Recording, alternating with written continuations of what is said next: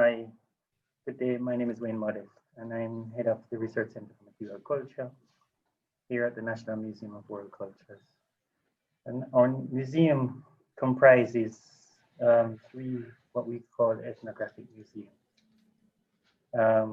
Museums that emerged in the late 19th century within a particular colonial logic as part of a system of knowledge and power structure. And that today, like for the last 10, 15 years, even more, have been in ongoing conversation about what are the presents and futures of these kinds of institutions. If the logic in which they were embedded was a logic of the colonial, a logic that was also one of extraction, of dispossession, how might they reorganize themselves in the present to be institutions that serves humanity in very different ways? If the colonial logic was one that denied humanity for some and placed many in precarity through a colonial violent logic, is it possible for these institutions to reorganize themselves to be institutions for care, to do justice in the present, to imagine different, other, more equitable futures? It is within that framework that this conversation with scholars and artists emerge. Today, we will have a conversation with Professor Macarena Gómez-Barris about her book, Extractive Zone, Social Ecologies and Decolonial Perspectives. And this book and this conversation forms part of an ongoing investigation that we're having this week with 12 other ethnographic museums across Europe to try and think through the question, can ethnographic and world cultures museums become places of care? Can they inaugurate careful curation, careful collecting practices that move beyond the logic of preservation, of keeping, of holding, and rather to take on an ethics of care that cares for people and planet in better, more equitable ways? This project is called Taking Care. And we welcome you, those who were here yesterday and those who are new, to follow us as we try to explore this to become what we hope are better museums in the future. This particular conversation with Professor Gómez-Barris forms part of what we, in our own practice at the RCMC, calls thinking with. And we emphasize the witness in that practice, as we recognize that to be able to inaugurate decolonial work is not something that one can do or we can do as institutions alone. Rather, we require, we demand, we think it is necessary to have a kind of a togetherness, a common fight towards a horizon of justice that needs to be done as museums. And that struggle together is also a struggle that invites criticality, invites critique of our practice so that we can develop better methods, more caring and careful methods. So what we'll have today is that we're going to invite Professor Macarena Gómez-Barris to introduce our work for 20 minutes, highlighting some of the main elements of the book itself and what is attendant in the work that she wanted to do with it, and how that might help us as institutions to think otherwise. And later on, I'm going to introduce two artists who will with us present their own work, but also contend with this question of extractive zones as well, to try and think through what might art practice do, help us as we try to think differently about the future. Professor Gómez-Barris is a writer and a scholar and a cultural memory. She's the author of this book we're going to discuss now, Extractive Zones, which theorizes social life through 5 extractive scenes of ruinous capitalism upon indigenous territories. She's also the author of Beyond the Pink Tide, Art and the Political Undercurrents in the Americas, published in the University of California Press. And she's also the author of Where Memory Dwells, Culture and State Violence in Chile. Dr. Gómez-Barris' work is precisely important at this time for us as museums to try and contend with those colonial entailments that continues to ensnare us, not only as museums, but as society, to try and think about what it might mean as museums to intervene. Dr. Gómez-Barris, welcome. And I hand over to you for the next 20 minutes to speak about the book.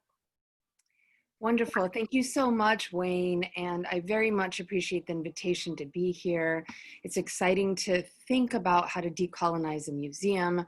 I love that you're focused on care and the practices of care that seem so central to the ways in which we might think about a kind of effort at decolonizing methodologies. And I also want to thank Juliet, Alessandra, Wayne, thank you for the invitation again, Ignacio and Maarten for this wonderful conversation today. It's really an honor to be here. So I want to start by sharing my screen, and I hope that is fairly easy to do here. And to invite you to look at some of the work as I'm going through, and really to begin with an anecdote of being at a conference, an Earthly Matters conference, a couple of years ago now at Brown University, where the keynote address was given by the novelist and critic Amitav Ghosh, whose work I greatly admire. And in chart after chart, what Ghosh showed was the immense military and capitalist carbon footprint that really is, a global imprint, and really refreshingly challenging mainstream wisdom about the true culprit and instigator of global climate change, pointing to the US military and other global North militaries. So in naming military capitalism, what Ghosh did was produce a quantitative narrative and gave us a very frightening and real, thick description of our world careening towards the ultimate apocalypse. And we see that with so many extreme weather events and climate change events now.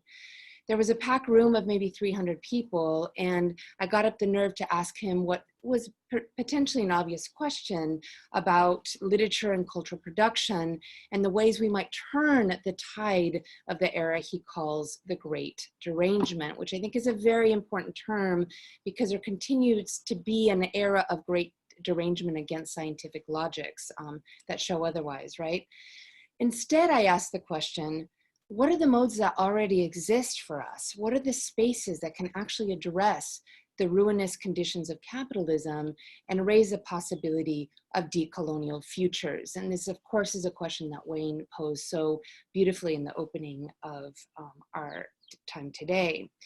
So listening carefully to my question, Amitav Ghosh paused for a few seconds and longer than I would have liked, and he said something like this: I'm afraid it's too late.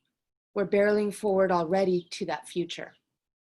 So with this kind of statement, I took Ghosh to be concluding that there's little really for us to do or to be done, noting the kind of inevitability of anthropogenic-led collapse of the planet and its ecologies. But since that moment, I've really been trying to reckon with this existential fallout of no future that we're often presented from many viewpoints.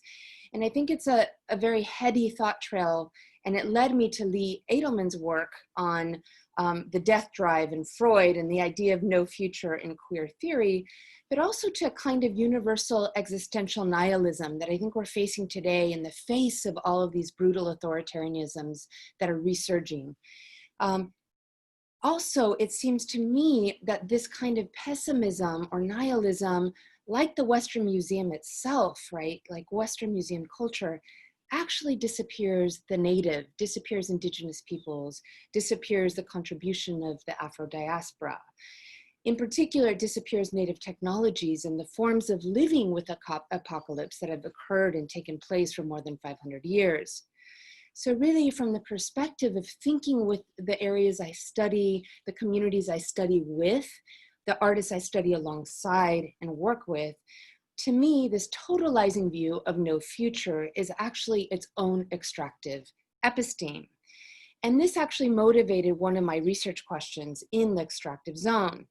In it, I ask, what are the forms of representation and knowledge production that can lead us out of the trap of the universalizing account of the Anthropocene, and maybe decolonizing the museum and how to get there, and forms of care is exactly one response.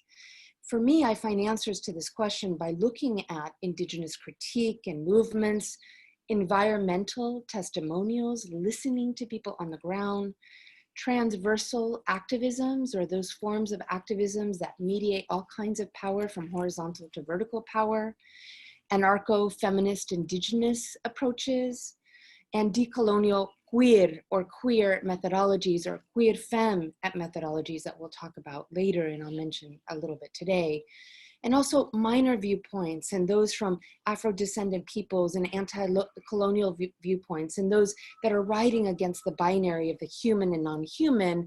And this is what Mel Chen and Dana Luciano have referred to as the inhuman, to offer new and old strategies for staging how the politics of ruined territories can actually be envisioned against and beyond what I'm calling the extractive zone. So one response to these ideas is that there's been too much pressure put on indigenous critical theory, or the idea of indigenous survivability and resurgence, and to sustain an imaginary of the future for the entire planet, right? To me, actually, this seems like a dangerous position amidst an increasingly polarizing academic and public discourse, especially as the operations of primitive accumulation continue unabatedly, and they continue to take from native and Afro-descended lands, bodies, histories, and archaeologies. So as a non-native scholar, I'm not interested in rehearsing the binaries that reproduce the settler condition. Instead, I turn to the work of indigenous scholars and thinkers like Jody Bird and Jean O'Brien, who remind us how the very structures of a sole focus on colonial conditions alone can actually further responses or further marginalize indigenous voices and further make us feel as if there's nothing to do, right? Further marginalize communities and practices of thriving amidst extremely violent conditions. So the extractive zone itself is really to think about these spaces of non-renewable natural resources, these eco pools. And of course, museums are eco pools because they've taken the objects of sacred objects or objects from particular land-based cultural forms, say, and so they too are rich in their resources.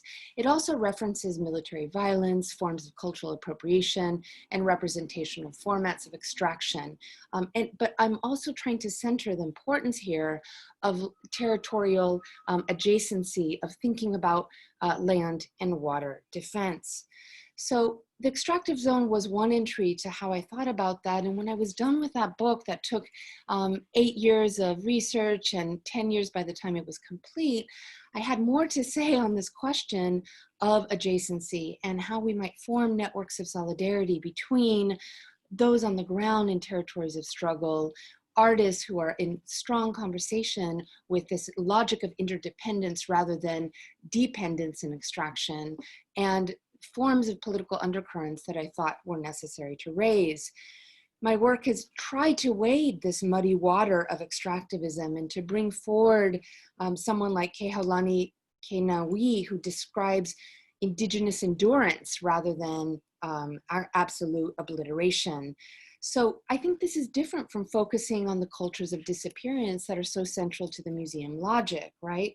And to think instead about something like submerged or emerging perspective, or alternative forms of organizing social life that actually turn away from corporate, military, and colonial logics over the Earth's ecopools and over biodiversity, whether it be the ocean's biodiversity or peoples living in close proximity to land. So today I just want to focus on 3 brief imaginaries to show you some of how I put those theories and concepts in motion, and really to disorient or to dig or invert or emphasize extractive zone as really being a kind of partial place, and that there are those imaginaries that live from within the zone of catastrophe, and those are the ones we want to pay attention to. So, Agente Rio. The work of mestiza multimedia Carolina Caicedo is an artist whose documentation of the Magdalena, Cauca Valley region in Colombia I've written about extensively. She's turned her work in installation art to take stock recently of the disaster caused by the Itapu Dam. The Itapu Dam, you might know, was constructed in 1973, and it took more than a decade to complete. Along the Paraná River in Brazil, there have been hundreds of subsequent floodings upon Guarani and Mestiax territories over the last 45 years. In the film Agente Rio, Caicedo's eye showed us the muddied racial geographies of colonial extraction, and she uncovers the painful environmental collective testimonials of indigenous dispossession. She uses long pans and mid-level shots to visualize what is the flood trail. In a carefully crafted sequence that foregrounds experience of disorientation by local communities, a fisherman narrates how the Paraná River is now, quote, completely out of control, end quote, rising unnaturally 8 or 9 meters one day and then dipping below 2 feet of water the next. As a fisherman says, quote, the river moves too quickly and the fish loses his disconnection, end quote. Narrating the fish's disorientation during an early moment in the film destabilizes an anthropocentric viewpoint, and it actually indicates to us the coming disaster or the literal flood without warning. As one displaced female resident tells it, the impending catastrophe was not foretold, as if to reference the dystopic worlds of Garcia Marquez. As she says, quote, it came at 4 a.m. And the dam's flood brought with it entire houses, cars, uprooted trees, mountainsides, animals, and people with no warning by state officials of the immediate violence to come, end quote. After a series of such testimonials, we return to the voice of the fisherman who reminds the viewer that, quote, before the dam, the river stayed stable, end quote. He's very focused on this. So Caicedo's camera tracks between this disorientation and the movement of the river and also the afterlives of the river's destruction brought by the dam, where water lines again rise and fall. And I think this is important because she's raising to us the viewpoint of the technocratic manager that surrounds and actually encapsulates and imprisons life and death. We can make a similar analogy about how coloniality buries the histories of Guarani survival. And below a lot of these rivers, of course, there are archaeological objects that are being raised in the riverbeds as part of these huge, not only damming efforts when they're unearthed, but then the flooding plain itself. In Agente Rio, Caicedo gives us an unequivocal message: damming, be damned. So the Itapu Dam itself flooded more than 165,000 acres of Guarani territories. It displaced at least 38 indigenous communities. And I would call this move amnesic settler erasure that can be actually tracked throughout the Americas and globally. And this is really a strategy of colonial absorption, where the Itapu Corporation and the Brazilian state funded the Museum of the Guarani land through false histories and romantic portrayals.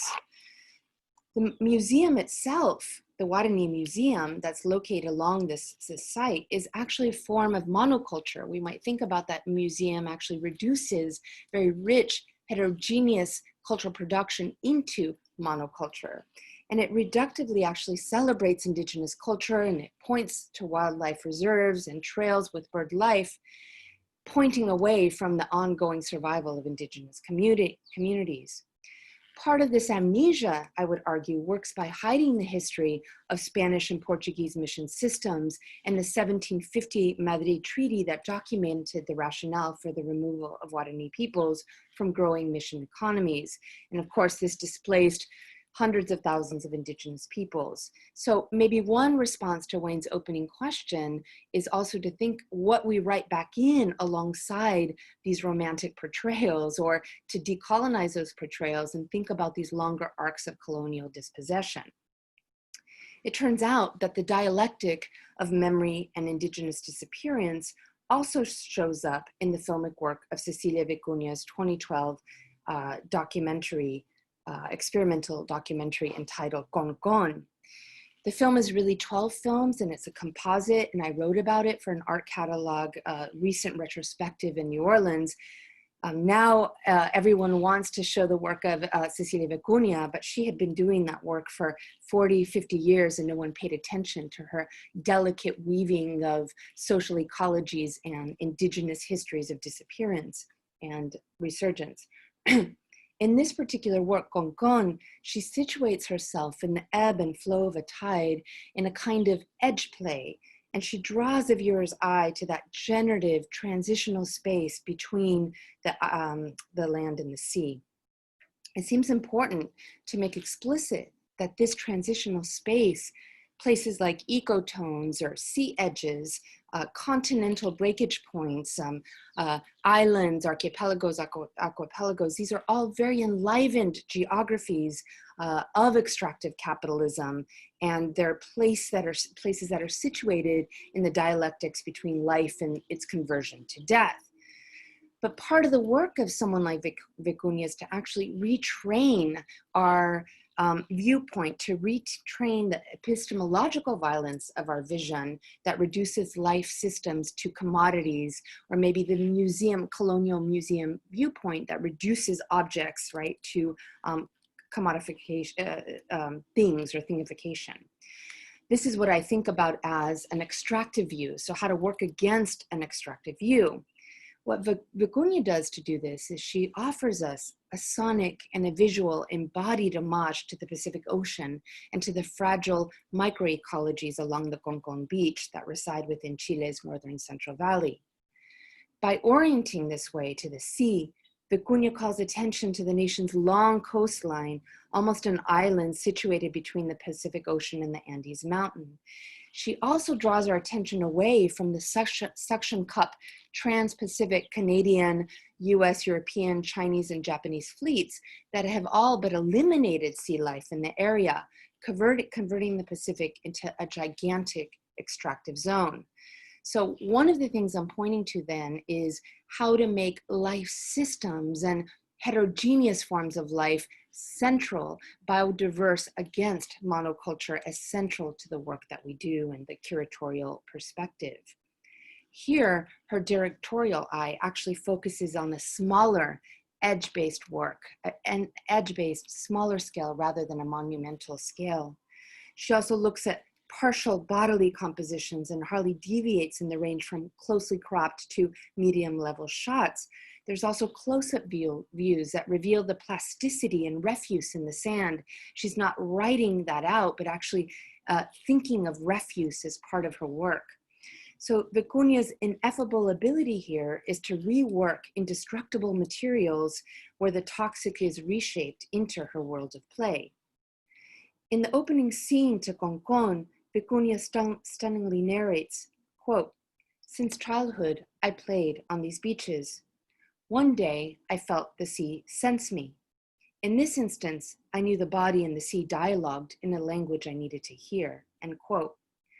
Vicuña assigns the pronoun she to the Pacific Ocean and visualizes the ocean's capacity to reach out, to sense, and orient to other life forms. And this is what I'd call a decolonial queer or queer femme sensibility or methodology, this ability to take in and be moved by the social environment or the contextual information. It's a porous method, it's quite specific, and I think it allows for an investigation into the traces of colonial projects and coloniality.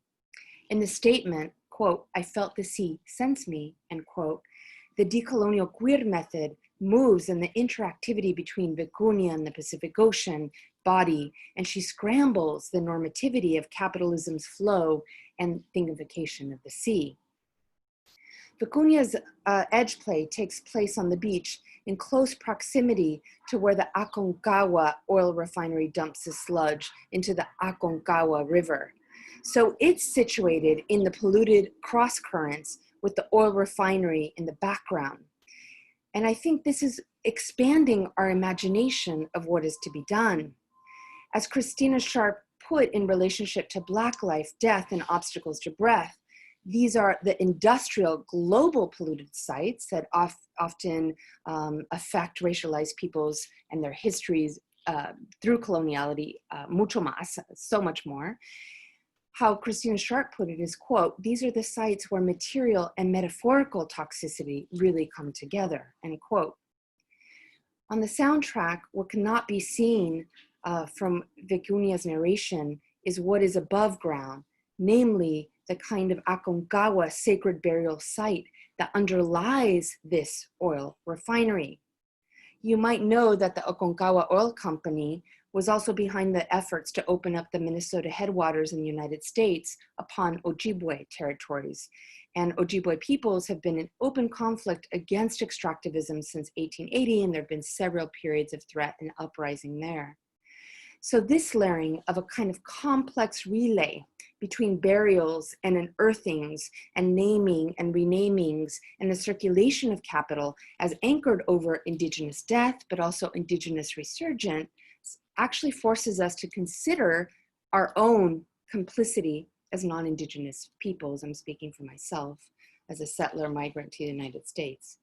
One of the things she forces me to ask is, how does our own petroleum dependence and energy dependence connect us back to the buried histories of the Aconcagua and Ojibwe peoples? And certainly that's a question that I think museum cultures in Europe have to be asking right now. Towards the end of the film, we begin to understand Vicunia's full investment in shifting our ways of seeing and relating to the natural world. Along several other dozen local residents, while banging on sticks and drums and digging with her feet in the sand, Vicunia dances. And on the soundtrack, she narrates, quote, "These are sacred sites. They came at low tide to dig the sand, dancing with their feet in the sea," end quote. And then she describes in a following scene how, quote, "This is a war against the dunes and its gentle ecologies. This is a war against the land, and 30,000 clams, the clams disappeared, end quote. Here, I think what she's doing is linking something very important that we might pay attention to. The regional histories of a place like Concon, to the burial of Aconcagua histories, to the histories of those representations, to the extinction of local species, but also seems to be wanting to rewrite the history of the archive of disappearance by bringing forward los desaparecidos, or the militant leftist political activists who were eliminated by US imperial wars during state terror in 1970s and 1980s. So there, I'm trying to suggest we also have to think about authoritarianism and the state as part of producing these extractive and racializing logics. So in turning to my last example today, I really want to move and think about these places of grounded and embodied viewpoints that show up in Carolina Caicedo's work or Cecilia Vicunia's work, to actually think with local communities and the work of indigenous and narco-feminisms as actually posing alternatives to racialized and gendered sex labor that exist within the extractive zone. And here I'm thinking about a place that's exhausted when we're thinking about mining the museum, linking back to original forms of mining, right? The mining and silver mining and gold mining that extracted so much from the Americas in a place like Cerro Rico, where mining began in the 16th century. In a book called Indígenas y Mujeres, Indigenous Women and Women in Bolivia, the Aymara theorist and historian Silvia Rivera Cusacanqui documents how Chola market women actually pose alternatives to colonial capitalism in the mining economy. And she documents that they did so through their powerful role as brokers within hybrid markets that were based on Aymara systems of horizontal affiliation. These are called Ayulo systems.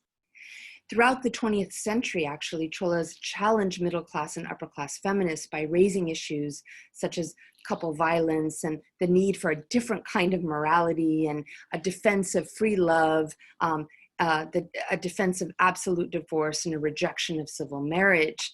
And they incorporated these principles into a radical agenda.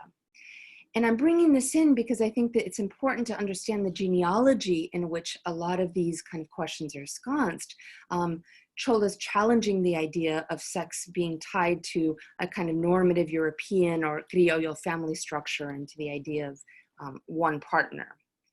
Over the course of 20th century, cholas gained considerable power through their commercial success, and they sold and bought and bartered goods in regional markets, and they created a network of female indigenous activism that pushed against the masculine public sphere. And they organized ways of life that weren't legible to the rules of capitalism, and lifted up their social system and extended kinship networks and growing spaces of their influence. I think it's important if we think about indigeneity to kind of raise these feminist figures and strong figures of historical alternative capitalist exchange.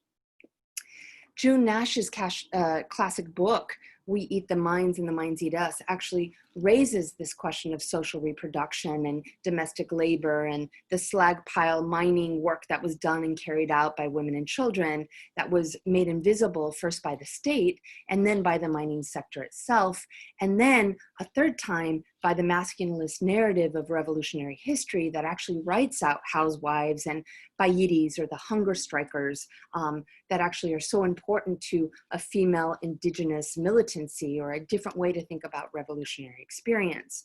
So taking up this genealogy is the work of Mujeres Creando, which I'm drawing from here in what you see. In one particularly powerful performance, an Aymara woman stands in the middle of a tin container that's filled with water as she's washing her feet. And you see the cityscape of La Paz, Bolivia, stretched behind her. And she pauses and she looks into the camera as she directly states, quote, "I am a chola," end quote. And so in this direct address, she's actually affirming her indigenous feminist positionality. And in the next scene, the same member of Mujeres Creando actually addresses her sexual preference by saying, quote, "It has been very lovely to be in the company of other women," end quote. She then actually says that she's heterosexual, but she recounts that it's taken her a very long time to make such a decision. Posed defiantly, she's umbrating and then combing through her hair, and she tells a story of how she decided about being with her current partner. As she says, quote, "He needed to know that soy una chola diferente, soy una chola libre. I'm a different kind of chola, a free chola, and you'll simply have to accept that." So I bring this example forward in the Mujeres Creando video archive because I think what it does is intertwine race and gender within a very stratified and hierarchical public sphere. And it confronts our expectations that museum cultures and colonial legacies have given us about native traditionalism or binarized gender spheres. And it also articulates two local vernaculars with respects to sexuality and queer forms of sexuality, or queer forms of sexuality as the Spanish term would be.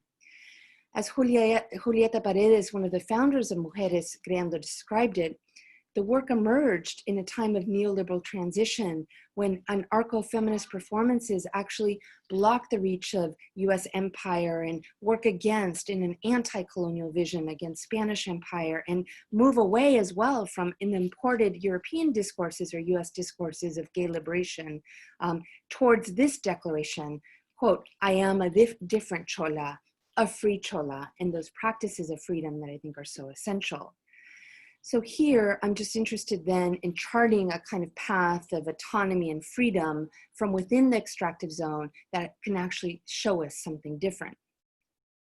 To briefly conclude then, and thank you so much for listening to my presentation, I'm really interested in these kinds of modes, these ways of seeing, these forms of enacting, performance, doing, being, experimenting, accompaniment, adjacency, that live otherwise and represent from a submerged perspective in highly violent extractive zones that revalorize femininities, feminisms, and indigenous labor, and at the same time bring submerged memories and solidarities. And they allow us how even in highly commodified spaces or very overly wrought spaces of representation, there are many ways by which to refuse and find a future to that which extractive capitalism can actually never fully capture.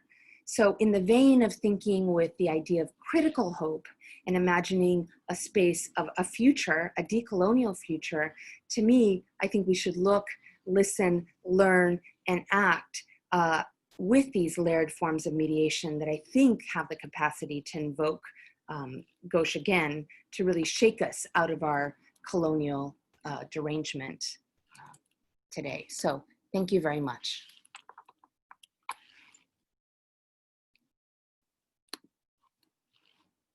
I'll leave it to you, Wayne. Yes, well thank you. Thank you, Macarena. There are a few things that we can easily come back to later on after we speak to the artist. But, you know, one of the things that I want you to think about while we hear from the artist is we're very interested in this space of refusal, of adjacency, of solidarity that you try to invoke, and especially as you focus on the work of Indigenous women and the lives and practices of Indigenous men.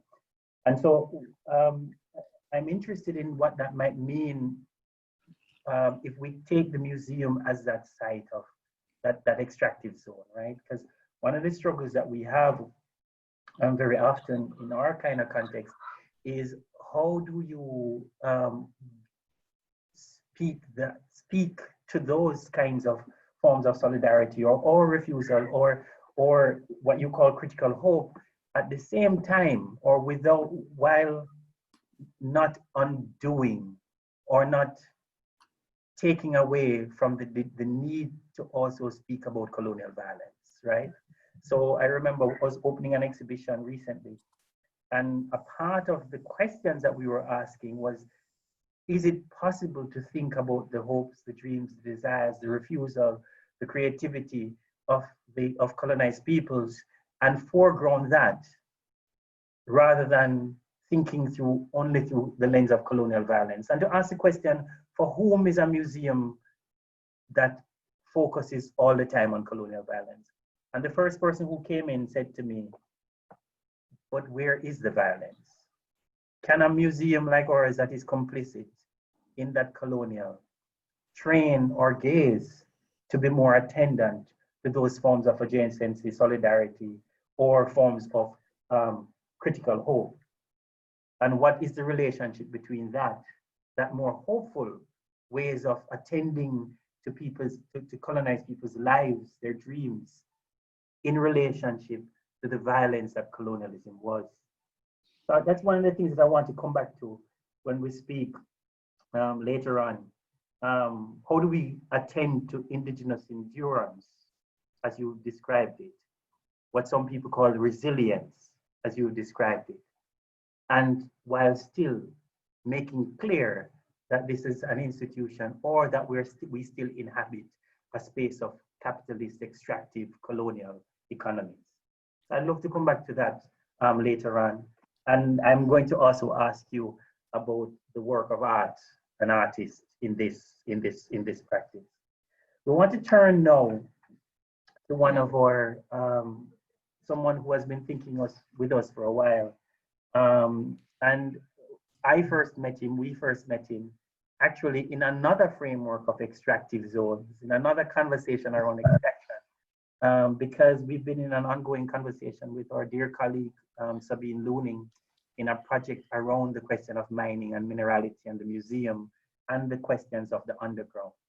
So I want to shout out Sabine and her work that she's been doing in her Gold Matter project, and invite Ignacio Acosta, who is, as he describes himself, a Chilean-born, London-based artist and researcher working with photography and film in places made vulnerable to the exploitation of ecologies by colonial intervention and intensive capitalization.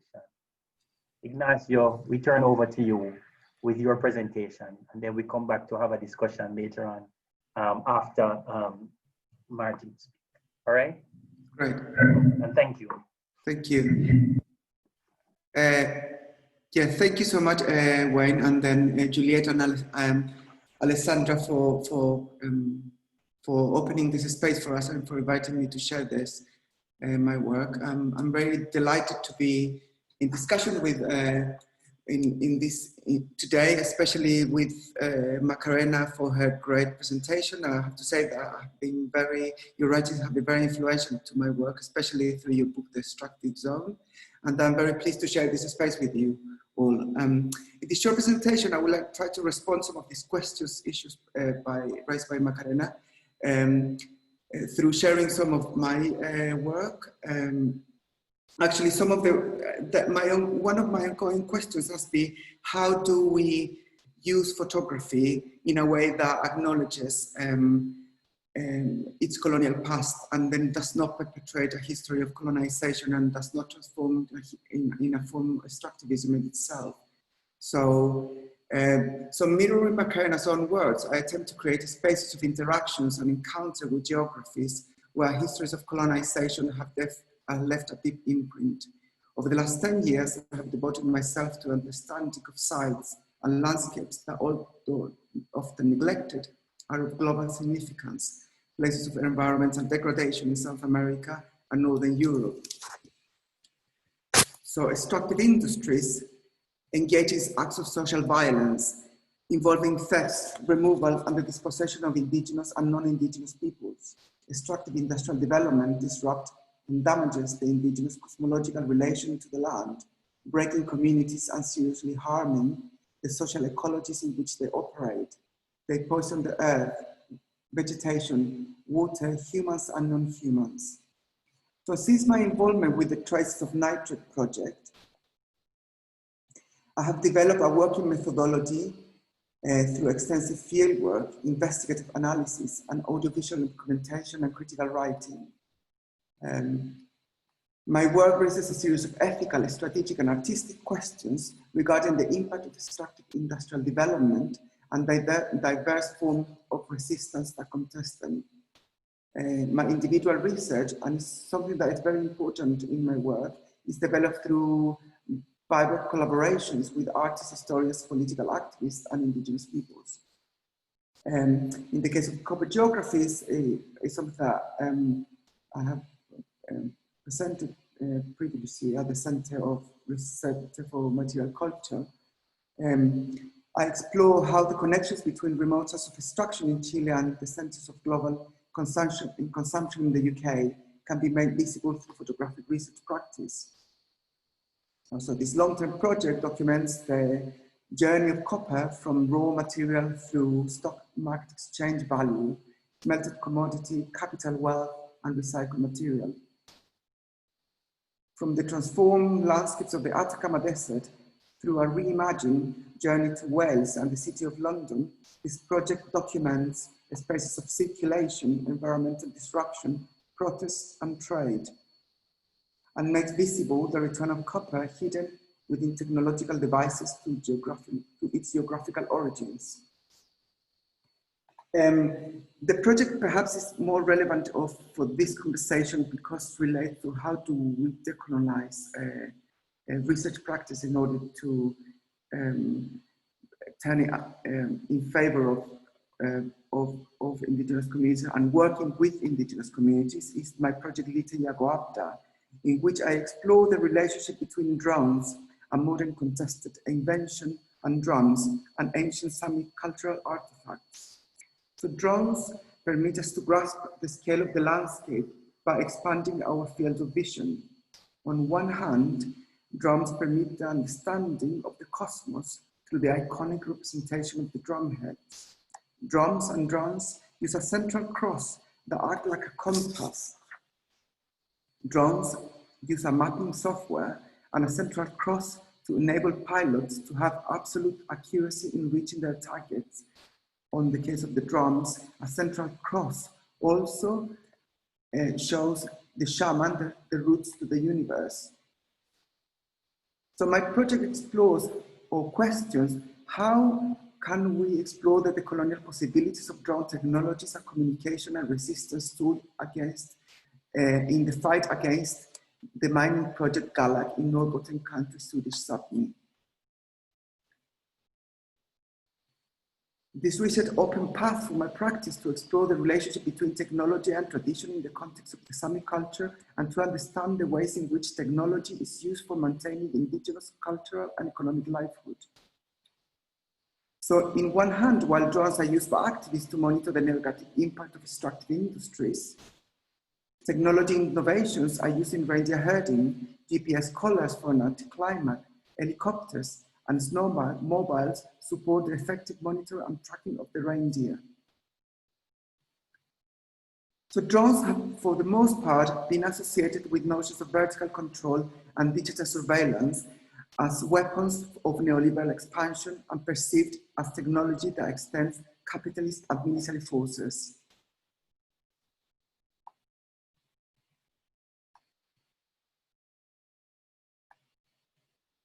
I am interested in subverting this account by using drone technologies and counter-surveillance tools to monitor the impact of extractive industrial development. So owing to the deep cosmological relation to the land, indigenous communities are repurposing the bird's eye view of the drone in order to reinstate the original claim to the earth.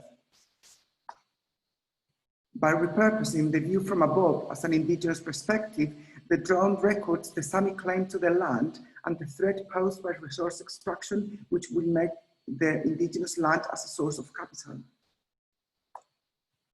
Drones are contested devices. Today, the use of drones is restricted by the state. The most recent cases occurred in 2016 and 2017, when the US Armed Forces banned drones during the oil pipeline protests as standing rock. But also drones have been used to accuse Mapuche indigenous minority communities of starting wildfires in monoculture eucalyptus in the south of Chile. A follow-up project I developed as part of my research in Sept, and that was also developed in collaboration with Sami communities, is Forest Fires, a project that questions how indigenous agency and expertise regarding the management of wildfires is taken into account by the Swedish state that bans traditional ways of managing the land, where burning is one important aspect. How can this Asian knowledge be communicated and handed down through generation through storytelling and documentary methodologies? So Mining Monument is another project that was developed last year, and it's a research project developed at Parque Andino Juncal in the Andes Mountains in Chile that is comprised by a video piece, a reproduction of a survey monument, and a table of documents and photographs created in collaboration with activist Tomás Dingues. The flora and fauna of Juncal, which has adapted to survive the extreme conditions of the high Andes, is now a threat from the exploitation of copper and gold deposits.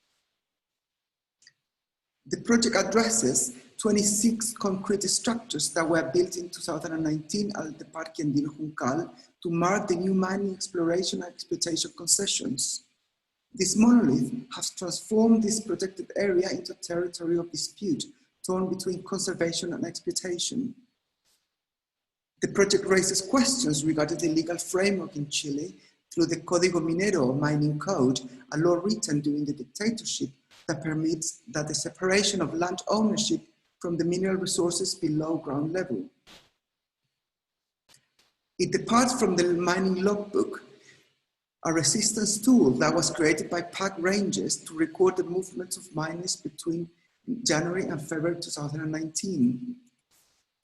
And this is my latest work which also addresses the relationship mining and also touches upon the role of archaeology, because in a way I'm trying to suggest a relationship between archaeology and mining. I'm trying to suggest that archaeology can be seen also as a form of mining that explores the complex relationship between archaeology and mining through the discovery of a Celtic sanctuary at the site of Bodmont Hill, a limestone and marl quarry located in the Swiss canton of Vaud. Archaeology of Sacrifice unveils how the notion of sacrifice has transitioned from ancient sacred rituals to its contemporary meaning within extractive capitalism.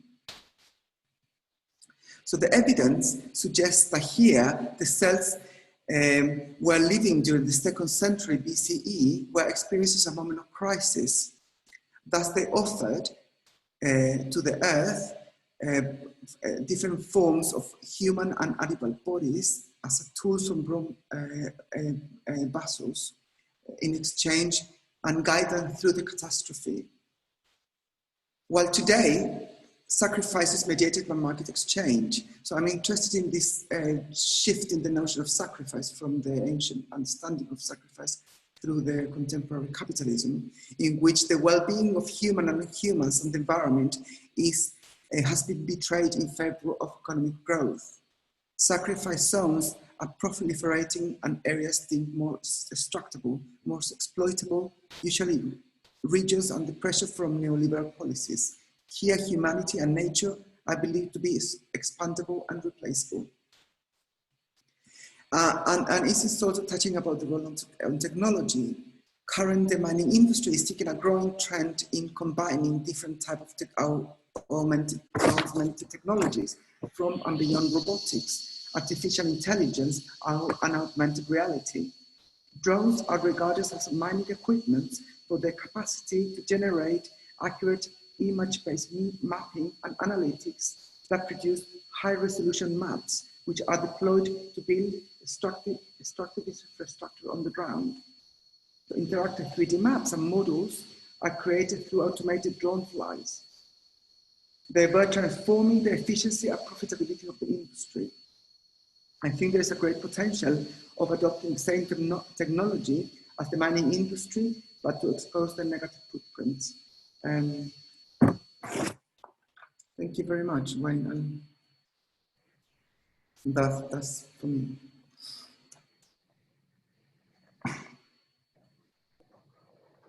Thank you. My camera isn't working so well right now, but I wanted to, just for moderating, two things that I want to come back to perhaps is your investment, and which is we see also in Macarena's work in the questions of surveillance. And what's at stake in the questions of surveillance. And I mean, one can go back to, heavy hardcore museological theory to think through Tony Bennett's work of the museum as a part of a colonial panoptical regime. But how do we think this surveillance in relationship to the museum as logic? I'm interested, especially as you ended with the question of sacrifice and what is at stake in that notion of sacrifice. At our museum, we were interested recently, some time ago, to do an exhibition that was on the question of sacrifice, to look at it, what is at stake in how we have constituted sacrifice in ethnographic places. And the last thing that I really am interested in to think through is that relationship that you tease out between archaeology and mining. And if one were to think of, bringing Fred Wilson's Mining the Museums together with another logic of the archaeology of what the museum is as a space, then what critical yield could be gained in thinking through that as a museum site. I'm going to introduce now the last speaker, and the last speaker is Maarten van der Heijden, who is an artist who graduated from the Free Media Department at the Gert Rietveld Academy in Amsterdam, participated in 2006 in the experimental MSA Master's School in Arts in Los Angeles, and finished his postgraduate courses in 2009. He is embedded in with us in an ongoing conversation already for a while now around the questions of mining and minerality, has been to some of our conversation. And we are particularly pleased to work with him, also because he's been in a practice of togetherness with several other artists who span different places in the world to think through what is at stake in these kinds of adjacency or these kinds of solidary work, and how does the museum participate in that solidary practice to try and design, fashion new futures. Maarten, the floor is over to you, and we come back with questions after. All right. Thank you, Wayne. Thank you for inviting me. I'm not going to speak much about my own art practice, just briefly to introduce my particular interest. which is very broad into or around material traces of human presence on planet Earth, and then more particularly from a future past perspective. So I'm trying to imagine what kind of material traces we might leave behind, who might find them, and how they can be interpreted. And it is such a broad interest, and I would also say such a broad field of study, that it's something that obviously you cannot do alone. It's something that includes many different perspectives. So very early on, and that goes also for my partner and wife, Marjolein Dijkman, we realized that it's impossible to look at global issues alone, and you need to have a multiplicity of voices in order to get close to understanding very, very complex structures and entanglements. So that is why we founded 15 years ago Enough Room for Space, which is an artist initiative that specializes in long-term research projects with a wide variety of participants. So not only in the artistic world, but also in the scientific world, thinkers, writers, and so on. And obviously from all different corners of the world. And it is something that is intertwining with our artistic practice by now in a very, very natural way.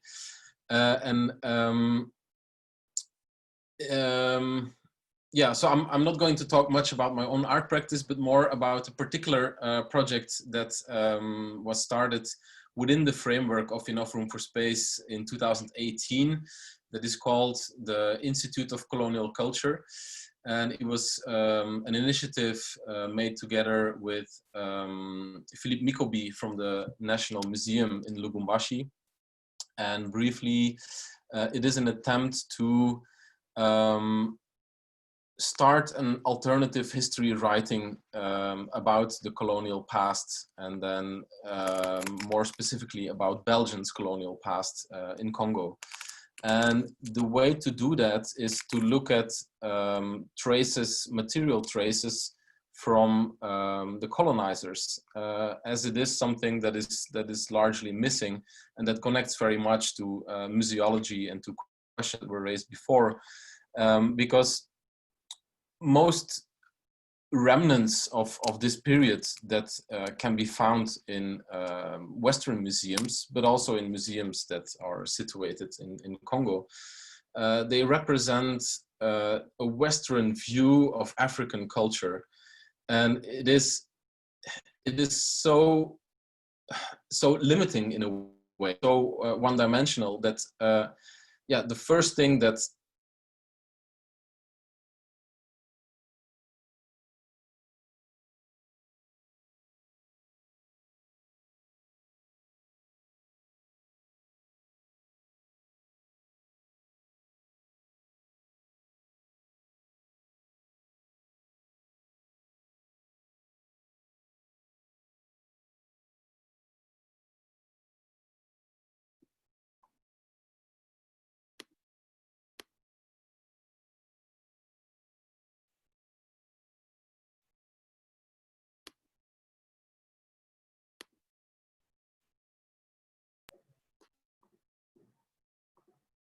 Hello. Wait, I think he. Okay. Right. Yes, you're back. You're back. Okay. It's maybe because of the shared screen that something went wrong. So the idea is to start with a counter writing of history, and it's not something new. I think it's something that every generation probably needs to do. It's something that has to do with taking care of our past. It's something we inherit, and something we have to deal with and pass on to other generations. What we can do, though, is try and write that history in a more egalitarian, maybe more inclusive way, as one can only conclude that looking at the traces that are now being represented and left over from that period, mainly in museums, are, yeah, representations, as I said, of African cultures, but from a Western perspective. And that, of course, is bound to create a very different and schizophrenic worldview. And that starts really early, from the moment of making atlases and maps and how the world is being divided, to how particular cultures are being represented, and what the reasoning and the goal is in the end.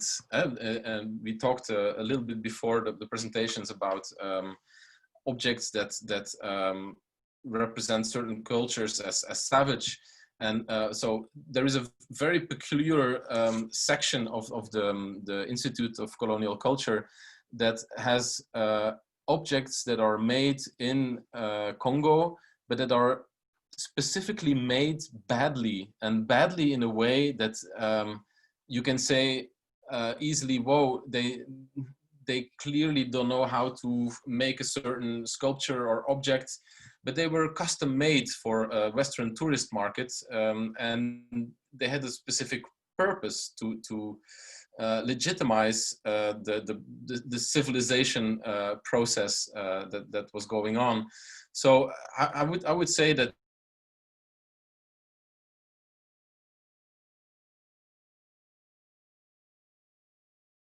we recontextualize. We need to understand who made a selection of what kind of objects, and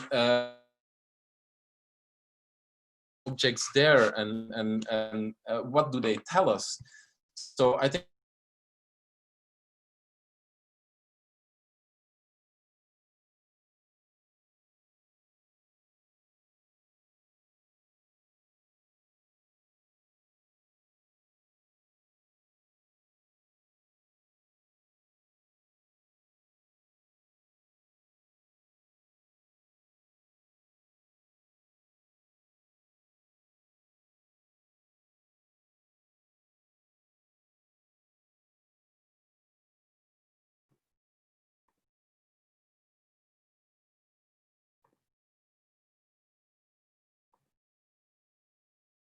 Hello. I think I have to intervene because Martin's microphone isn't working very well. So I think there's something wrong with his connection. Yeah. Martin, there's something wrong with your connection. So yes. What we're going to do is it possible for us to perhaps, oh yes, you're now showing. I just wanted to share one photo, because I didn't make a presentation, but I just wanted to share one object that brilliant. I think is summarizing a lot of the issues relating to the colonial culture or Western behavior in other continents, other parts of the world. So this is a Bible that I got from a former white priest, which is a Bible in Kiswahili. So there is the attempt of learning the local language and transmitting information in a different way, let's say.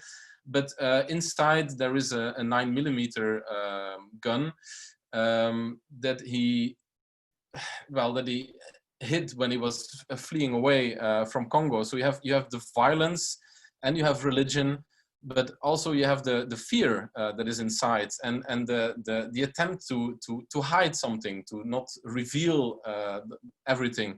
And for me, this is one of the most iconic objects of this collection, because it brings together so many problematic issues related to that whole period. All right. I don't want to talk too much about it, but maybe it's good that we dive into the connection with other presentations and the future of the museum or the archive of the future. Yeah. Well, I mean, thank you, Maarten, and thanks to everyone. If Juliet can help us come together again, then we can open up for a conversation. Maarten, you can stop sharing your screen, I think, and then it should be fine. Sorry. All right. No, that's no need to be sorry. So what I want to do now is to try and perhaps because one of the interesting things you end with is a certain kind of affective economies that are attendant to this process of work in the colonial, right? You ended with questions of the fear, the hopes, the whatever. And I think that there's something interesting around thinking that affective work that needs to be done as well, or the emotional work. We tend sometimes to use affective when we really mean emotions that need to be done within the museum context. But before we get into that, I want to allow you to get into conversation with each other. And if you have to ask questions, so you need to ask of each other questions. So I probably want to, which of you want to start out, Ignacio, to more focus perhaps on asking Macarena questions. I can already say that there are a few questions that came online, so I can do those. But do you want to speak to each other for a few minutes, having questions to perhaps to Macarena? Yeah. Yeah, I have a question for Macarena. I think I was very interested in this idea, the work to reduce the objects in a museum collection as commodities. And I just wanted to, because how do we work with an ethnographic museum that does not transform in a form of extractivism in itself and does not reproduce the colonial history? And then how do we approach objects in the colonial way? And then, yeah, I was interested in this idea of like objects as commodifications, or objects as commodities within the collection. And so thank you, Ignacio, for that, and for both your presentation, Maarten's presentation, and Wayne's very important and incisive commentary in between. I think it's linking a lot of the ideas of how we're thinking about colonial and racial capitalism and extractivism and the potentialities for moving beyond, right? This is what we're trying to do, get to the other side of the colonial divide. And specifically to your question, Ignacio, I mean, I think one of the questions is, can we find curatorial practices? Can we find artistic visions? Can we think about compendium and parallel forms of representation that don't reproduce the same colonial logic or ethnological logic or ethnographic logic, that diorama, the chronologies of extinction, say, the glass display cases, the objectification that does a kind of thing work with objects that are often meant to be either in ceremony, say, or part of daily practice, or objects that are, quite sacred, as I was saying before, in relationship to collections, right? Or art, the kind of artistic daily vernacular of much of what's in the ethnographic museum. So I think of an example, and I think often examples help us how to put a finer point on it. Francisco Huchaqueo, a Mapuche artist from the Biobío region of southern Chile, has been long working alongside the uprising and land and water defense against, you might know, the Raco Dam and the monocultural pine forest and eucalyptus plantations that have decimated the ancient forests there, where the ancient forests, the Pehuen tree has been the center of Mapuche life. But what he did in Santiago was take the kind of objects that were so central to Mapuche life and had become so part of the Santiago Archaeological Museum, and he put them in their rightful position of practice. So instead of having them lined up in a collection, he created circles or had flying objects in a space and painted the room blue, the dark blue of the Peromonton, or the dreamscape of Mapuche cosmology. And you can barely see when you went into the space. So it was already confusing, and you had to orient according to this new logic that wasn't already predetermined, right? Because there's so many formulas for how to kind of do museum display.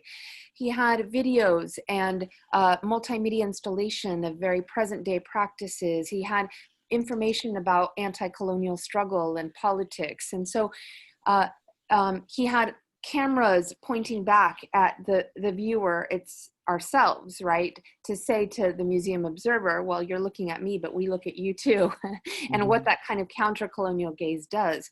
So in these very kind of beautiful displays and artful displays of his creative imagination as an artist and multimedia and installation performance work, he was able to show the multiple uses and information rather than just a flat surface kind of me as viewer looking upon and reproducing and not questioning. And that contextual information, that reorganization of space and time, that form of both disorientation and then reorientation, I think is really, really essential. So that's the best way I can put it, is through actually an example that then allows us to take more abstract principles that we might apply in other contexts. Thank you. I want to get a question from the audience who says, thank you for all your thoughts-provoking presentation. This is a shame that something went wrong with your connection, Maarten.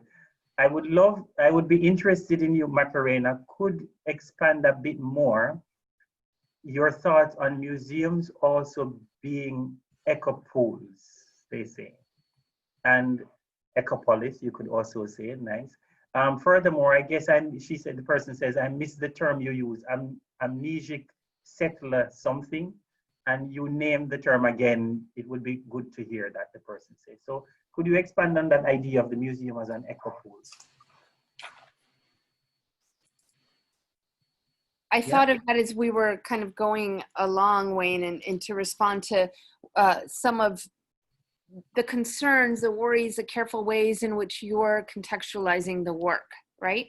Mm-hmm. The big work of not just, I mean, I think when you said not just necessarily abolition, by which I took you to mean not just necessarily a full dismantling of the institution of the museum, but a redeployment, strategic rethinking, a counter-colonial praxis that would be deep enough to hold all of that rich, heterogeneous extraction, right? That is the kind of object, the objects we find in the museum. And I love that, because I think that while we might have the impulse of abolition, and certainly should hold that as a principle in relationship to prison industrial complex, to all forms of kind of police and military violence, we might think the museum anew and hold these kind of third spaces, as Soja once put it, or these spaces of public culture that have very strong relationships with the state, and so we might be critical in that way, that have very extractive relationships to communities that have been colonized and dispossessed, but that also are spaces that authoritarianism and corporate capitalism wants to shut down right now. You know, authoritarianism would like nothing more than to create no space, the space of only the home and only the online universe, right? And Amazon, et cetera, would accumulate enormously from this. But we need these spaces. We need physical contact. We need spaces of education. And I'm not kind of reinvesting in liberal democracy by saying this. I'm not reinvesting in liberal Western institutions. I'm trying to reimagine with you all how we might do this. So the term I used was amnesic settler erasure. And that term is really about the processes by which colonial institutions and power have forgotten and papered over and buried the histories of those it has stolen from and dispossessed. And I think territory, like we often forget that territory is so key to that. So territory and land and locale and place and region, you know, Caribbean philosophy never forgets this, right? The sea and the island, the diaspora, you know, Africa, the Middle Passage is always right there. So what it means to actually rethink and actually put territories, liquid, solid territories, as part of this. And I think that would be part of a museum practice as well, is how to think land in the ways that, you know, both Maarten and Ignacio are doing for us, right? As artistic practice, I think they're showing us how to do this, you know, and how to make this central or compendium to to the object, the singular object, or the singular culture, or the extractive gaze upon that singular culture. So I'm trying to work against an amnesic settler erasure and try to reimagine with rich with memory and rich with possibility of territory. There is something really interesting and exciting about that as well, for another reason, because one of the criticism of our own practice is the ways in which we are very often geographically oriented. So we spatialize according to maps. So we will have a display that is called Africa, and a display that is called, you know, Oceania, and a display that is whatever. And so one of the practices we've been trying to do as museums is to move away from that, to reorient our practice away from geography, away from mapping, to try doing thematic, right? So we do thematic, which in itself can be problematic because it also proposes certain universals that we cannot achieve. But there's something that you're proposing here, which might be really nice, which is to ask, how do we take territory and deterritorialization as a way of thinking about how we do that mapping work in ethnographic museum. But I want to ask Maarten and Ignacio something, because one of the things that struck me or strikes me is that in a lot of the work that you do, you are not working, your work is with contemporary artists, right? Your work is with contemporary art as a lens. And you could say many ethnographic museums do not work very often or comfortably with contemporary art. You could say that. For us, we have been doing that for a while, and many of us have. But there are also contemporary artists who just fundamentally don't want to work with us, right? As uber-colonial spaces. And so what is the work that you all think, and how do we bridge that divide between contemporary art and the material culture that we do hold? How do we bring them together in a way that is careful and caring? And what is at stake in doing that work while attending to the colonial genealogies of these collections? I'd love you to riff on that for a little bit for me. Mm-hmm. Well, I would say, if I can, Ignacio, start. I would say that you need to do exactly the same as you need to do in museums. Is get away from this divide and this categorization that is existing, and the same goes with art. From really early on, I abandoned just working within, I would say, contemporary art, because it's also an island on itself. It's a map that has certain roads drawn on it and certain frontiers and barriers, but that's exactly the problem about it as well, which gives it less force to actually change something. So the first thing you need to do is break free from that and work. Yeah, it's maybe also a utopian stance, you know, work as a human being, not having a certain title or a profession and working with that. And I think that needs to happen from all different kinds of angles and specific fields of interest. You know, I don't think you can be just an archaeologist or geologist just as much as you cannot just be an artist. You know, it's if you want to specifically work with global issues, and once you realize how everything is so much interconnected, you need to be as much an economist as an archaeologist. There's just no way around this. Yeah. Otherwise, you don't understand these complex interrelations, and you cannot formulate a way to make that become part of history and history writing. And that is, I think, what needs to happen also in relation with education. You know, I mean, as long as you compartmentalize like this, and you look at issues in the world so fragmented and geographical related or culturally related, you will always fail, always. So this is something that needs to happen first, and the same goes for art, I would say. But and I think that's interesting, and I want Ignacio to respond to that as well, because there is a way in which we do inhabit the colonial categories that have been bequeathed to us, the ethnographic, the art historic, the whatever. It is the way in which, and you could also say on the other side that one of the things about many ethnographic museums that I know, or at least ours, that it is one of the few spaces where the curator who is in an ethnographic museum is as much an art historian, a historian, an anthropologist. So it is always constituted by the transdisciplinary. Ignacio, because I really, we don't have so much time, and I have two more questions for Macarena. So yeah, try to answer that quickly. In my case, it's very important to return the work back to the community where it originated from. So in the case of the Drums and Drums Summit, I showed at the museum. I did a lot of films in the IT museum, but I decided not to show the films of the museum within my work because that was reproducing a way of looking, a colonial way of looking.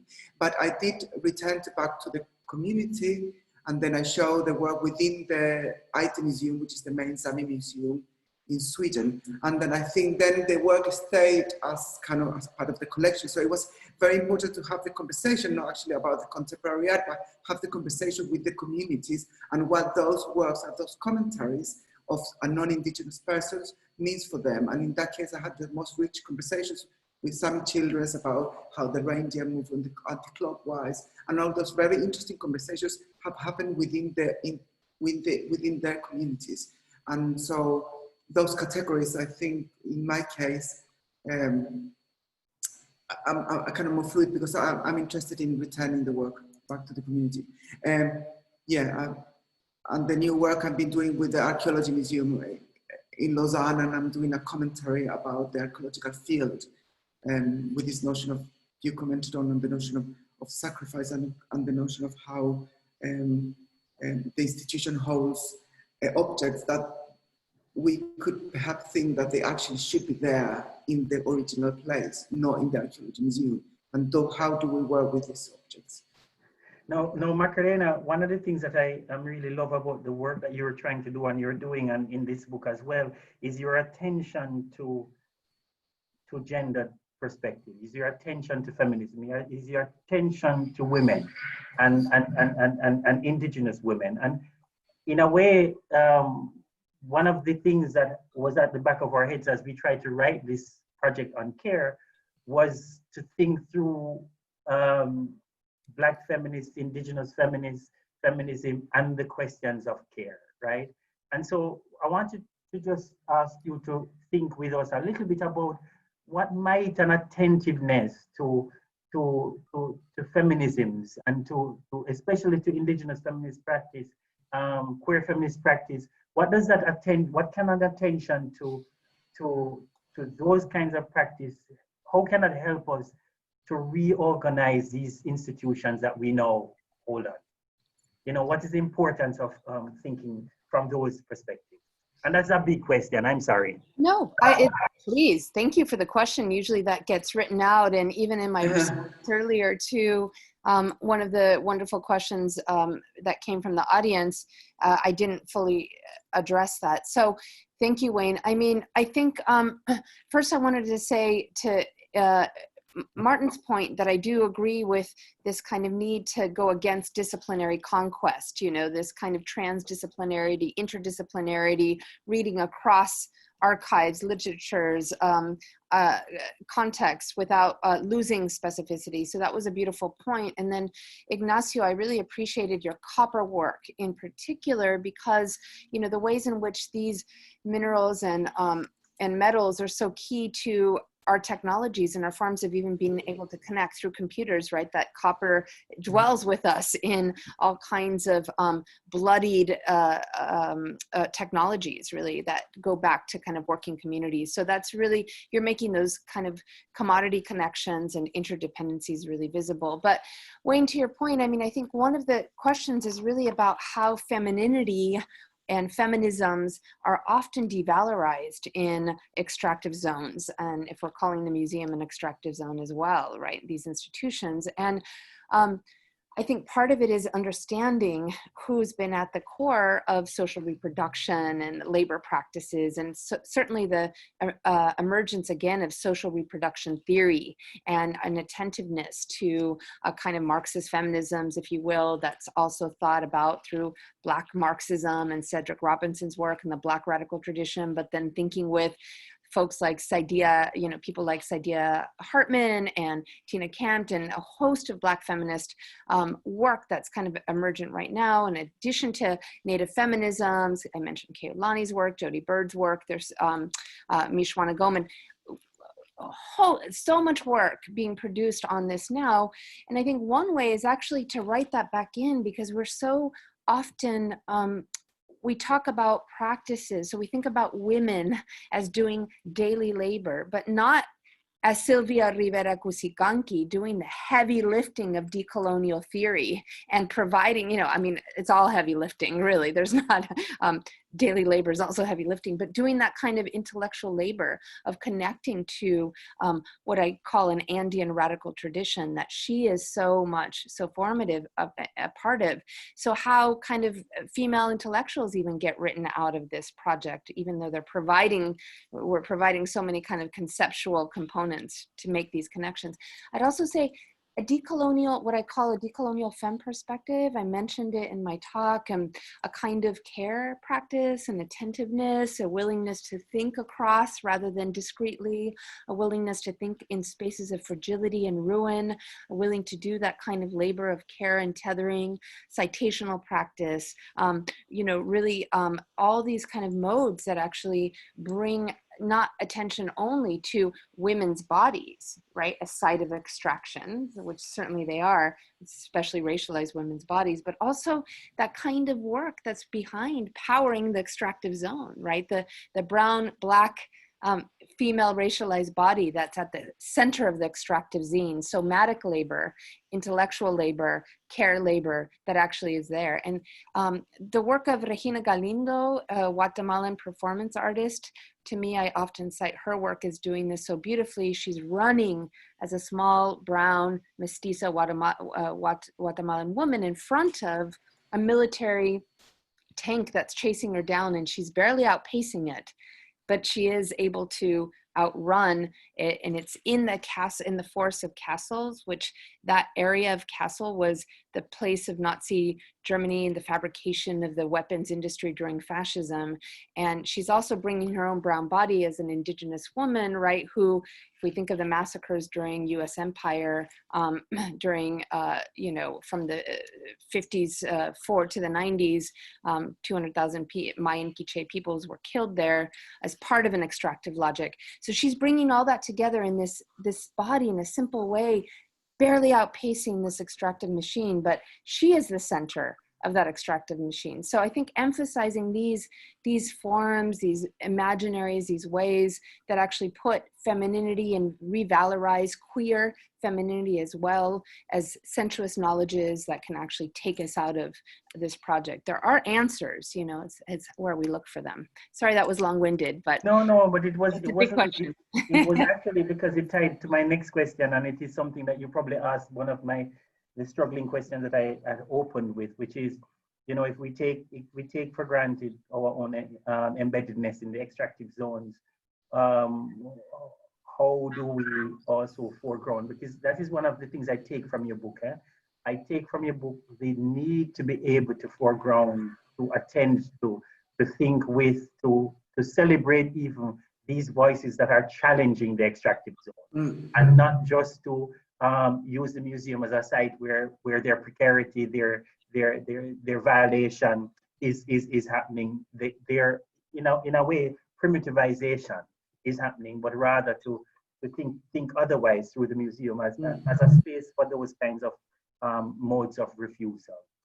I want to just, Ignacio, there's a question for you and then we have to close. Question says, thinking about Ignacio's talk and the role of photography, I'm interested in the decolonial possibilities that you speak of. I'm reminded, the person says, of Maria Lugono's articulation of the light and the dark side of modernity, coloniality of gender.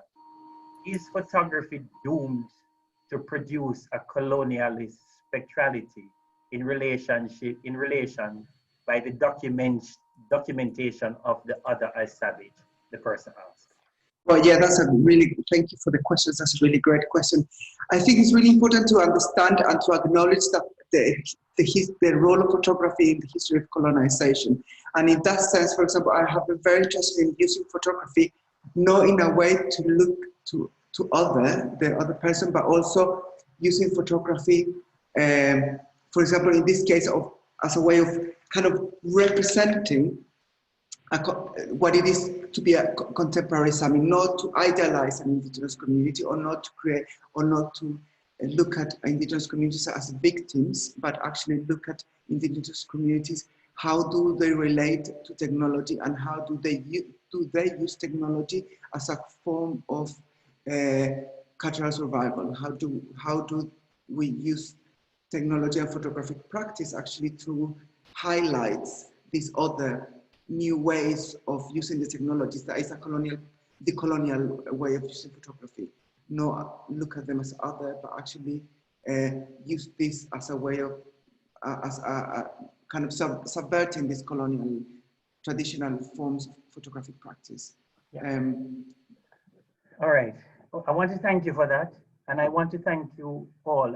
Before we leave though, I mean, I wanted to ask Macarena, and forgive me, Ignacio, Maarten, and Macarena, I know that because of humility, you might not want this, but I want to ask you to leave us with a last provocation about what, if you want, you don't have to, about how might we inaugurate, undo, think otherwise about ourselves within and outside of the extractive zone.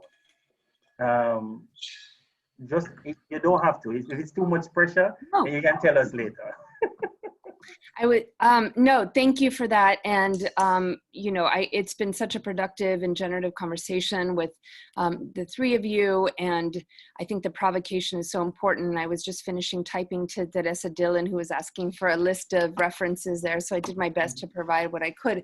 I mean, I think, Wayne, you know that you're on the right track with this. I mean, I hear the ways in which you are invoking Glissant's work, you know, the kind of, these ecological and decolonial visions have always existed.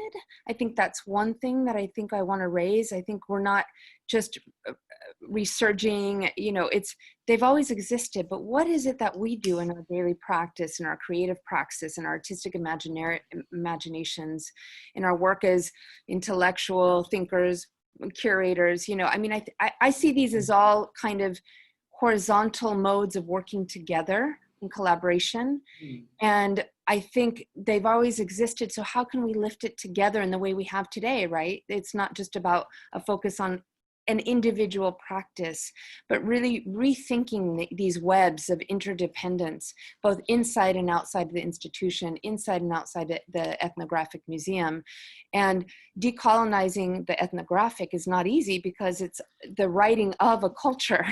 But, you know, I think, you know, the sonic, the embodiment, these forces that exceed just, you know, the writing practice, and these imaginaries and how to foreground them. So to me, what we're doing today is actually part of the inauguration, right? It's not just, it doesn't begin after today, but the fact that we're thinking together about how to form these connections inside and outside the museum, and that provide context for the museum. And again, that don't erase the gains we've already made. This is a space, so not to take away our spaces, but to reimagine our spaces. And I just want to say that over and over again, because I hear in so many movements, I mean, taking down colonial monuments, 100%. This is absolutely essential work, you know, right now. But then in the face of abolition, in the face of dismantling, what are we raising? What are we bringing together? What are we creating? So decolonizing, you know, the work of abolition alongside lifting these submerged perspectives that I think we've all raised today. And I don't know how to say that in a more grounded way, except through some of the examples I offered. So I hope that that's enough for right now. Oh, that's thank wonderful. You again. And I want to thank you all for being here. And, you know, we say it all the while and it becomes kind of outdated and probably cliched, but every conversation for us is an invitation to complicity in trying to do something better in the future, to be a part of a sort of togetherness to try and undo the structures that ensnare us all. And some of us are still inside the structure. So I welcome you in that process that we are hoping to be a part of. I just wanted to say thanks to Juliet and to Alessandra for making this work. And thanks to the backing of everybody who has been online with us today, and to the museums that are a part of the Taking Care project. A part of, what I'd love to say as well is that any question that I ask doesn't only come from me. These are questions that are mediated by Juliet's questions and Alessandra's questions and other questions from the institution. So, and if I've asked them badly, I apologize for that. Thank you again. And till a kind of next time, to the audience who are here with us, we want to stream. Ignacio has agreed that we will stream one of his films right now. So if you're interested to see that, then stay with us and watch the film, and till the next time, to think together again about how to imagine other kinds of non-imperial futures. Bye-bye. Thank you. Thank you very much. Thank you. Thank you, everyone.